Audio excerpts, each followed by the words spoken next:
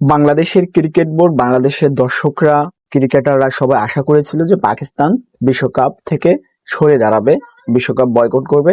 কিন্তু উল্টো চিত্র দেখা গেল, তারা ইতিমধ্যে দল ঘোষণা করে ফেলেছে, আপনারা সবাই জানেন, এবং তারা বিশ্বকাপ খেলছে, এটা অনেকটাই নিশ্চিত। এখন বাংলাদেশের মিডিয়া সহ বাংলাদেশের যারা ক্রিকেট প্রেমী তারা প্রশ্ন তুলছে, পাকিস্তানকে একটা নাটক করলো, বাংলাদেশকে সামনে ঠেলে দিয়ে তারা পেছন থেকে সরে গেল। বিষয়টা কি এমনই ঘটতে যাচ্ছে? কেননা পাকিস্তান ক্রিকেট বোর্ডের যে সভাপতি, তিনি বললেন যে আমাদের হাতে অনেক প্ল্যান আছে, আইসিসি যা করে করুক, তাদের হাতে ABCD প্ল্যান আছে। দেশে প্রধানমন্ত্রী ফিরলে তার সাথে একটা আলোচনা করবেন, সেই আলোচনা করে পাকিস্তান বিশ্বকাপ থেকে সরে দাঁড়াতে পারে।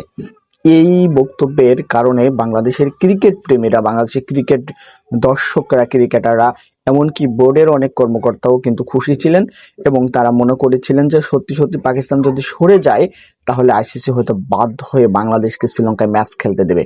কিন্তু সেটার হচ্ছে কই, যতদিন যাচ্ছে বিশ্বকাপ একেবারে কাছাকাছি চলে আসছে, আর সেখানে পাকিস্তানের খেলা তো নিশ্চিত, শুধুমাত্র বাংলাদেশই ছিটকে গেল। দর্শক, আপনি কি মনে করছেন? অবশ্যই কমেন্টে জানাবেন।